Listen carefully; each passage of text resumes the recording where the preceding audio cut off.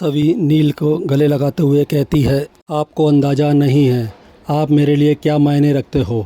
मैं आपको कभी नहीं खो सकती। नील कहता है, कोई और बात है जो आप मुझे बताना नहीं चाहती।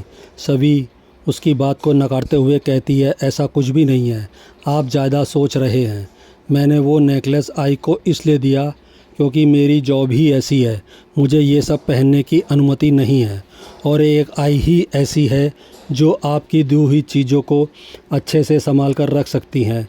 नील उसकी बात से सहमत होता है और कहता है, शायद मुझे ओवर थिंकिंग की बीमारी हो गई है। फिर नील वहाँ से चला जाता है। सभी परेशान होते हुए नील की याददाश्त जल्दी लौटने की प्रार्थना करती है। दूसरी तरफ भाग्यश्री बार बार सई को फ़ोन करने की कोशिश करती है। फ़ोन नहीं मिलने पर परेशान हो जाती है और वो रजत की फ़ोटो देखते हुए कहती है, मुझे मेरे ही पोता पोती से मिलने के लिए तरसना पड़ रहा है।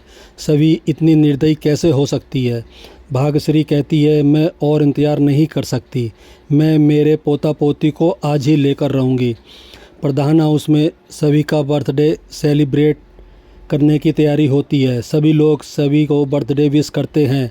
डॉक्टर सुरवैसे भी सभी को गिफ्ट देते हुए विश करते हैं। डॉक्टर पूछते हैं, वो जनाब कहाँ हैं जिन्होंने इतना अच्छा अरेंजमेंट किया है। तभी लाइट चली जाती है और लाइट आते ही नील की एंट्री होती है। नील रोमांटिक गाना गाते हुए सभी के साथ डांस करता है।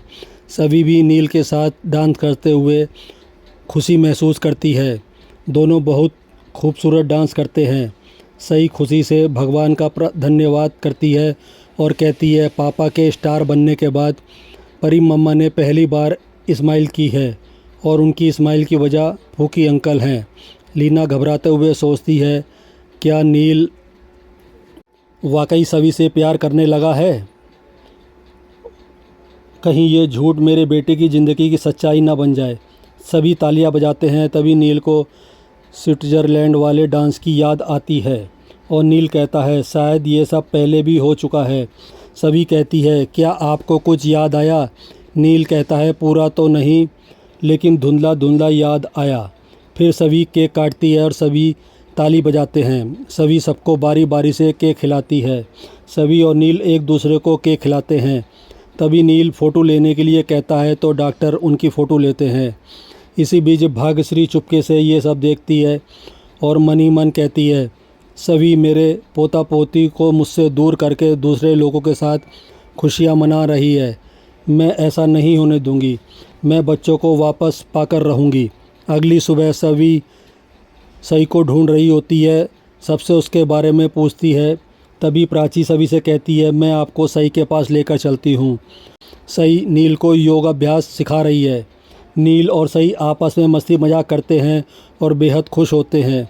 सभी देखती है, सई नील के साथ बेहद खुश है।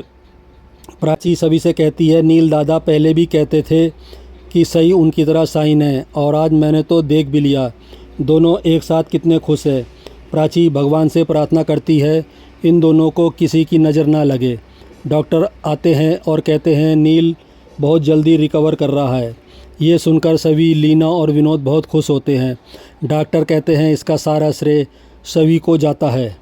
ये सब आपके लिए आसान नहीं होता। डॉक्टर सभी से कहते हैं, अब हमें नील को थोड़ा थोड़ा सच बताना शुरू कर देना चाहिए। इसके बाद डॉक्टर वहाँ से चले जाते हैं।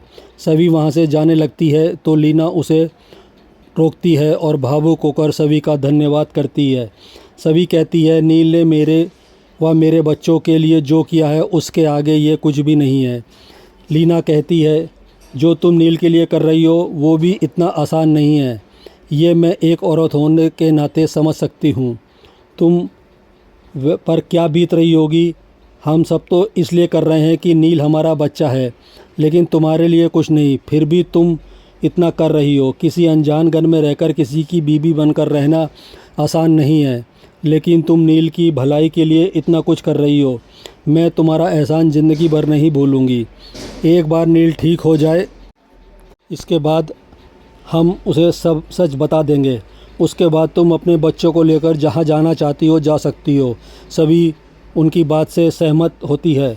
सभी शीशे में देखकर ड्यूटी के लिए तैयार हो रही है। तभी उसके अंदर से आवाज़ आती है, कि याददाश्त वापस आ जाएगी, ऐसा सुनकर तुम खुश क्यों नहीं हो?